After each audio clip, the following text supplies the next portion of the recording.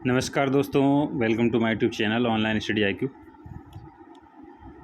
दोस्तों, आज की वीडियो में हम आपके लिए लेकर आए हैं नेक्स्ट प्रैक्टिस सेट है। ये UPSSC मुख्य सेविका के लिए इंपॉर्टेंट क्वेश्चन आपको इसमें मिलेंगे। तो आप सभी वीडियो को लाइक और शेयर जरूर कर दें, चैनल को जरूर सब्सक्राइब कर लें जो भी पहली बार चैनल को विजिट कर रहा है। तो चलिए स्टार्ट करते हैं। यहाँ पर पहला क्वेश्चन है। यहाँ पर नवजात शिशु के संवेग कौन कौन से पूछा गया। यहाँ पर नवजात शिशु के संवेग जो होते हैं वो भय, क्रोध और प्रेम होता है। ठीक है, भय जो होता है 5 माह के अंदर विकसित होता है, क्रोध 3 माह और प्रेम 10 माह के अंदर। बालकों के संवेग का अध्ययन 1932 में ब्रिबेज नामक वैज्ञानिक ने इसका किया था। यहाँ पर राइट आंसर ऑप्शन बी सही हो जाएगा। लड़कों की वार्षिक ऊंचाई वृद्धि सेंटीमीटर में कितनी होती है। वृद्धि ऊंचाई दर सेंटीमीटर में होती है, वार्षिक 5 से 6 सेंटीमीटर होती है। अगला क्वेश्चन है, निम्नलिखित में से कौन विकास का नियम नहीं है। विकास का नियम कौन सा नहीं है पूछा गया यहाँ पर। तो इसमें विकास एक निश्चित क्रम से नहीं होता, ये इसका नियम नहीं है। बाकी सारे हैं। विकास अवस्थाओं की ओर अग्रसर होता है, विकास सामान्य से विशिष्ट की ओर होता है और विकास प्रतिमानों की भविष्यवाणी की जा सकती है। सारे ही सही हैं, बाकी सी वाला गलत है यहाँ पर। नेक्स्ट क्वेश्चन है, मिल्क शेक उदाहरण है। मिल्क शेक किसका उदाहरण है। तो ये उदाहरण है पूर्ण स्वच्छ आहार का। मिल्क शेक जो होता है दूध, चीनी और मेवे के प्रयोग से बनाया जाता है, क्योंकि इसमें सभी आवश्यक पोषक तत्व पाए जाते हैं, इसलिए इसे स्वच्छ पूर्ण आहार कहते हैं। अगला क्वेश्चन है, कमेलिया नामक वृक्ष की पत्तियों को सुखाकर बनाई जाती है। क्या बनाई जाती है। अजवाइन, जीरा, चाय या मेथी। तो ये बनाई जाती है चाय। चाय जो होती है कमेलिया नामक वृक्ष की पत्तियों को सुखाकर बनाई जाती है।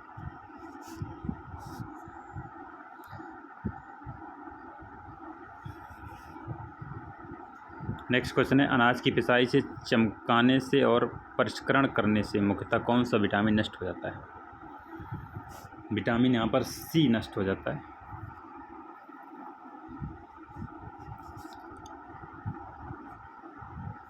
अगला क्वेश्चन है, सब्जियों के रेशे छूने में होते हैं कैसे। ठंडे होते हैं, निर्जीव, गर्म या चमकदार होते हैं। रेशे जो होते हैं वो ठंडे होते हैं, क्योंकि उनमें ऑक्सीजन की उपस्थिति रहती है।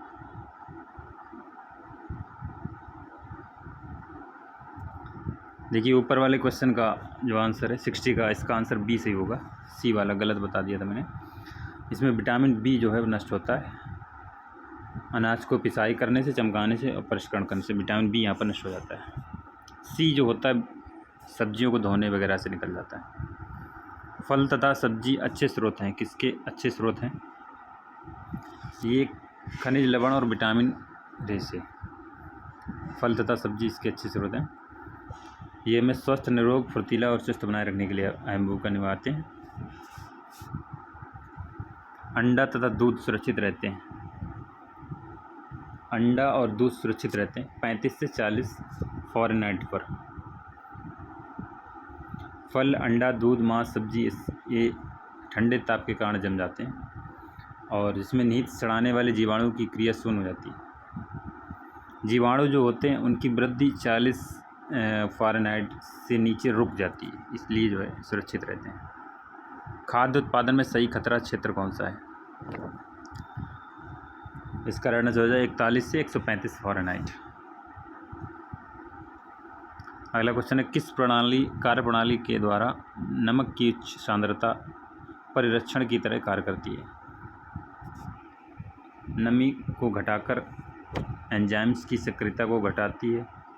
माइक्रोब्स के लिए आवश्यक ऑक्सीजन को नमक की सांद्रता घटाती है। सारे इसमें यहाँ पर सही हो जाएंगे। अगला क्वेश्चन है, पाश्चुरीकरण किसके संरक्षण की विधि है। पाश्चुरीकरण ये होता है दूध के संरक्षण की विधि होती है। जो भी हमको पैकेट में दूध मिलता है वो पाश्चुरीकरण युक्त दूध मिलता है हमको। इसी को पाश्चुरीकरण दूध या अन्य द्रव पदार्थों को निश्चित समय तथा निश्चित तापमान तक गर्म किया जाता है, जिसमें कि सभी प्रकार के रोगाणु नष्ट हो जाते हैं इसी को पौष्टिकरण कहते हैं। लुईस पास्चर जो थे, उन्होंने 1822 से 1895 में ही सर्वप्रथम पौष्टिकरण के पक्ष को रखा था।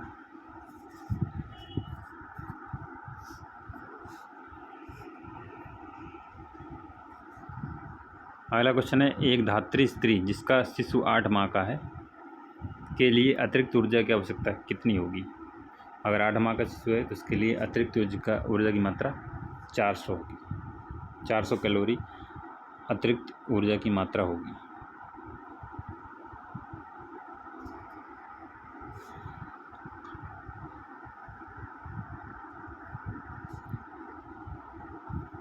बच्चे के आहार में अनुपूरक भोजन की शुरुआत किस उम्र से होनी चाहिए? अनुपूरक भोजन की शुरुआत होनी चाहिए 6 महीने के आसपास से। दूध शिशु का प्रमुख आहार होता है, लेकिन जब बच्चा 6 से 7 महीने का हो जाता है तो उसकी उदार पूर्ति और समग्र पोषण के लिए माता का दूध पर्याप्त नहीं रहता है, इसलिए उसकी शारीरिक मांग जो है बढ़ जाती है और 6 माह तक शिशु को लौह लवण की आवश्यकता नहीं होती है। इसके बाद जो है उसको अनुपूरक के द्वारा लौह लवण, आयोडीन, अन्य विटामिनों की आवश्यकता होती है। नेक्स्ट क्वेश्चन है, प्रयोगशाला में कार्य करते समय छात्रों में किस दृष्टिकोण का विकास होता है?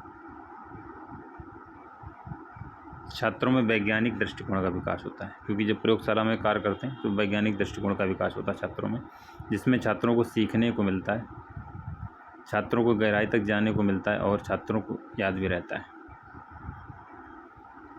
सभी संस्कृतियों में शिशु लगभग एक समान आयु में बबलाना प्रारंभ करते हैं, जो इंगित करता है कि ये व्यवहार प्रभावित होता है। ये व्यवहार प्रभावित होता है किसके द्वारा? परिपक्वता के द्वारा।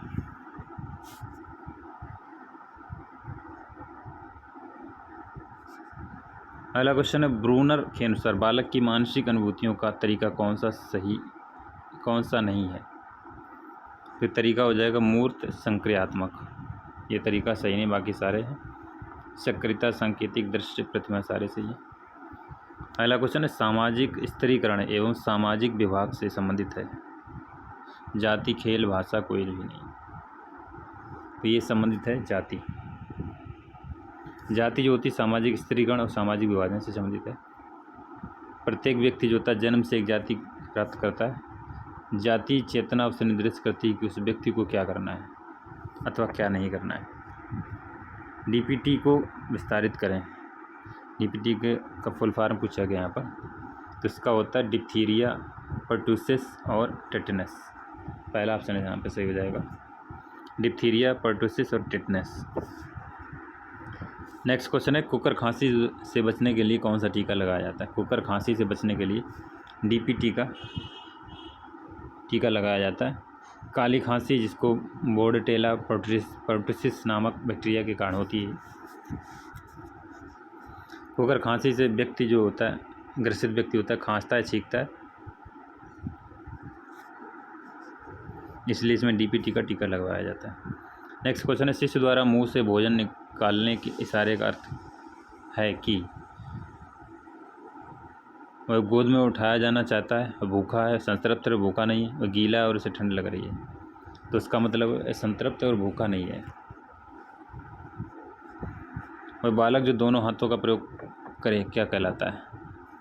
उसको कहते हैं एम्बिडेक्ट्रस, यानी उभयहस्त। दोनों हाथों से जो काम कर लेता है उसको उभयहस्त कहते हैं। अगला क्वेश्चन है, किसके दूध में थोड़ी चीनी डाल दी जाए और कुछ वसा निकाल दी जाए तो वह माँ के दूध जैसा हो जाएगा? तो यहाँ पर आंसर कौन सा हो जाएगा? बकरी, याक, भैंस या गाय?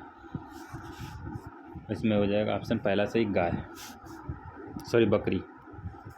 बकरी के दूध में अगर थोड़ी चीनी डाल दी जाए और कुछ वसा निकाल ली जाए तो वह माँ के दूध जैसा हो जाएगा। माँ का दूध नवजात शिशु के लिए संपूर्ण आहार होता है। अगला क्वेश्चन है, शिशु में माँ के प्रतिजीवियों से पाई गई निष्क्रिय कृत्रिम प्रतिरक्षा कितने महीने तक होती है? तो ये होती है 3 से 6 महीने तक। प्रसव के बाद शिशु की नाल को कब काटना चाहिए? 2 घंटे बाद तत्काल, जब उसमें संपदन रुके, जब चाहें। तो इसका राइट आंसर हो जाएगा ऑप्शन बी, जब उसमें संपदन रुके। प्रसव के थोड़ी देर बाद जब उसमें स्पंदन रुक जाता है तब इसे नाभि से थोड़ी ऊपर काट दिया जाता है, जो बाद में सूखकर 8 से 10 दिनों में अलग हो जाता है। गर्भनाल माँ और बच्चे को जोड़ने का काम करती है और इसी गर्भनाल के द्वारा बच्चे को आवश्यक पोषक तत्व वगैरह प्रदान होते हैं। गर्भकालीन विषाक्तता संबंधित होती है, ये होती है उपरोक्त सभी इसमें उच्च रक्तचाप हो जाएगा, एल्बुमिनिया हो जाएगा, मेलेरिया हो जाएगा और सूजन भी। ठीक है। गर्भ के आरंभ अथवा अंत में माँ के पैरों की उंगलियों में सूजन आ जाती है। गर्भकाल की विषाक्तता के कारण इलेक्टिम दौरा आ जाता है। गर्भावस्था में किसी प्रकार का रक्तस्राव अप्रतीक माना जाता है। अगला क्वेश्चन है प्रसव का प्रकार कौन सा, इसमें नहीं है, तो इसमें संभाव्य प्रसव का प्रकार नहीं है, बाकी सारे ही हैं। प्राकृतिक प्रसव, इंस्ट्रूमेंटल, जटिलतापूर्ण प्रसव, ये सारे ही हो जाएंगे। कितने माह तक कोशिका विकास को भ्रूण कहा जाता है? 2 माह, 3 माह, 4 माह? यहाँ पर राइट आंसर है 2 माह। 2 माह तक के कोशिका विकास को भ्रूण कहा जाता है। भ्रूणावस्था 2 सप्ताह से 2 माह तक या 2 चंद्रमा के बाद तक चलती है। अगला क्वेश्चन है अंडोत्सर्जन के बाद बचे हुए ग्रेन्युलोसा और थीका इंटरना कोशिकाएं बनाती हैं। ये क्या बनाती हैं? ये बनाती कार्पस ल्यूटियम बनाती हैं। अगला क्वेश्चन, बासी ब्रेड में आमतौर पर का असर होता है? बासी ब्रेड अगर होते हैं तो किसका असर होता है? मोल्ड, कीड़े, बैक्टीरिया, वायरस। तो इसमें होता है मोल्ड का असर होता है। मोल्ड क्या होता है? मोल्ड पतले तार की तरह सूक्ष्म जीवाणु होते हैं। जब हम किसी ब्रेड को तोड़ते हैं उसमें देखें पतले तार बन जाते हैं। पतले तार की तरह सूक्ष्म जीवाणु होते हैं जो नमी तथा अंधकार में अधिक पनपते हैं। ये खाद्य पदार्थों पर राई के समान छा जाते हैं। अधिक बढ़ने पर हरे, नीले, काले आदि रंगों में दिखाई देने लगते हैं और पनीर, जेली, जैम, अचार, मुरब्बा, डबल रोटी आदि पर ये जाल के समान छा जाते हैं। एक स्नैक जो देता है 12 ग्राम कार्बोहाइड्रेट एवं 3 ग्राम वसा, वह शरीर को कितनी कैलोरीज देगा? वह शरीर को कैलोरी देगा 75 कैलोरीज देगा। 1 ग्राम कार्बोहाइड्रेट से 4 किलो कैलोरी ऊर्जा मिलती है और 1 ग्राम वसा से 9 किलो कैलोरी ऊर्जा मिलती है। तो इस हिसाब से आप निकाल सकते हैं। 12 ग्राम कार्बोहाइड्रेट है, 12 में 4 का मल्टीप्लाई करेंगे, 12 चौक 48, और 3 ग्राम है वसा, 1 ग्राम से 9 ग्राम, 3 ग्राम से 27 ग्राम, दोनों जोड़ेंगे 48 और 27 75 किलोग्राम हो जाएगी। यानी कार्बोहाइड्रेट से 4 और वसा से 9। केंद्रीय नाड़ी संस्थान के लिए ऊर्जा का मुख्य स्रोत क्या है? ऊर्जा का मुख्य स्रोत है ग्लूकोज। ग्लूकोज शर्करा की सबसे सरलतम इकाई है ये। इसे डेक्सट्रोज, शक्ति की शर्करा या अंगूर शर्करा भी कहते हैं। यह प्रकृति में व्यापक रूप से विद्यमान है। अंगूर में इसकी मात्रा बहुत अधिक होती है। रक्त में ग्लूकोज की मात्रा 80 mg/ml होती है।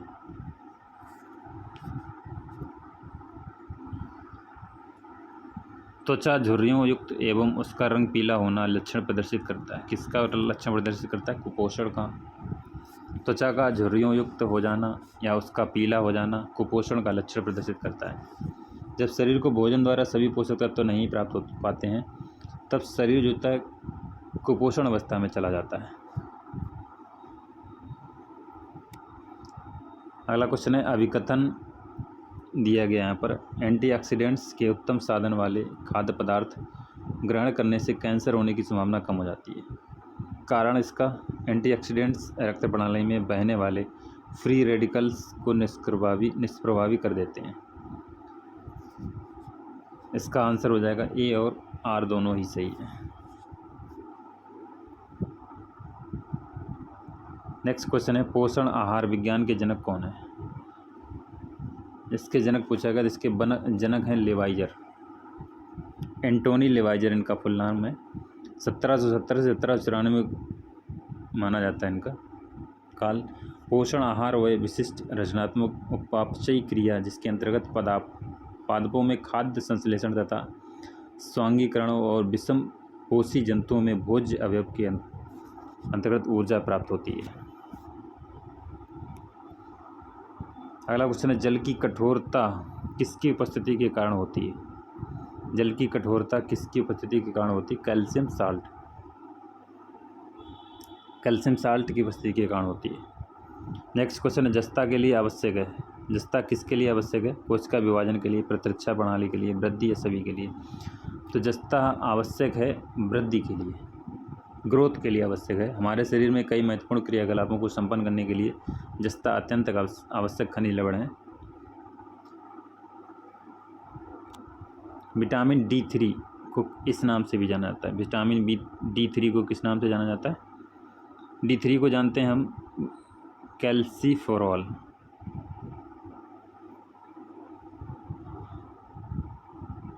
और D2 अगर आ जाए, विटामिन D2, तो इसको कहते हैं आर्गो कैल्सीफेरॉल।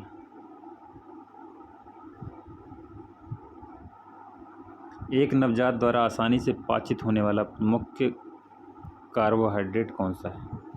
आसानी से जो हो जाता है पाचन जिसका हो जाता है वो होता है लैक्टोज। नवजात के द्वारा कार्बोहाइड्रेट लैक्टोज है। ये भोज्य पदार्थ दूध में पाया जाता है।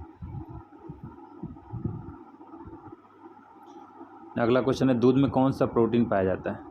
दूध में प्रोटीन पाया जाता है केसीन नामक प्रोटीन पाया जाता है। इसमें 8 से 5.5% तक कार्बोहाइड्रेट पाया जाता है। पकाने के किस तेल में सबसे अधिक आवश्यक वसी अम्ल है? ये हो जाएगा मूंगफली का तेल।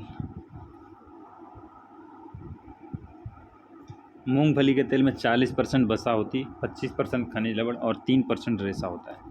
ये विटामिन बी प्राप्त का बढ़िया स्रोत होता है। मूंगफली के तेल में सबसे अधिक आवश्यक वसी अम्ल होते हैं।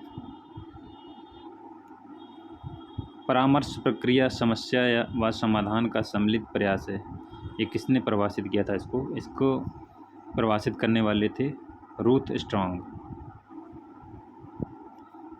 अगला क्वेश्चन है, परामर्श के प्रभावी संचार में सम्मिलित है। क्या सम्मिलित है? संचार तत्वों का अभाव।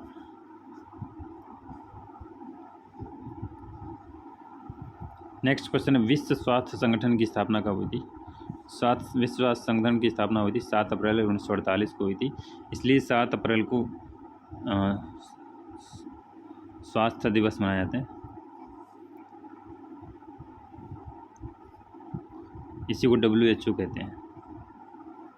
यूनिसेफ के कार्यकारी निदेशक कौन है? यूनिसेफ के कार्यकारी निदेशक हैं इस टाइम कैथरीन रसेल। 1 फरवरी 2022 को कैथरीन रसेल को यूनिसेफ की 8वां कार्यकारी निदेशक नियुक्त किया गया है।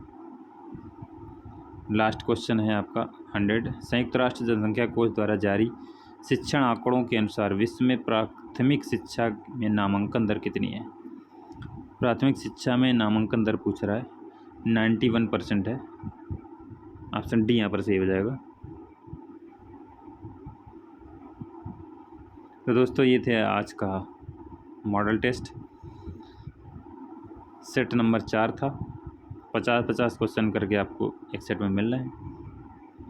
अभी तक 4 सेट हो चुके हैं। जिन्होंने पिछले वाले अगर नहीं देखे हैं तो डिस्क्रिप्शन बॉक्स में जाके लिंक दिए गए, वहाँ पर जाकर आप वीडियो जाकर देख सकते हैं। वीडियो को लाइक और शेयर जरूर कर दें। मिलते हैं नेक्स्ट वीडियो में। Thank you for watching. Thank you.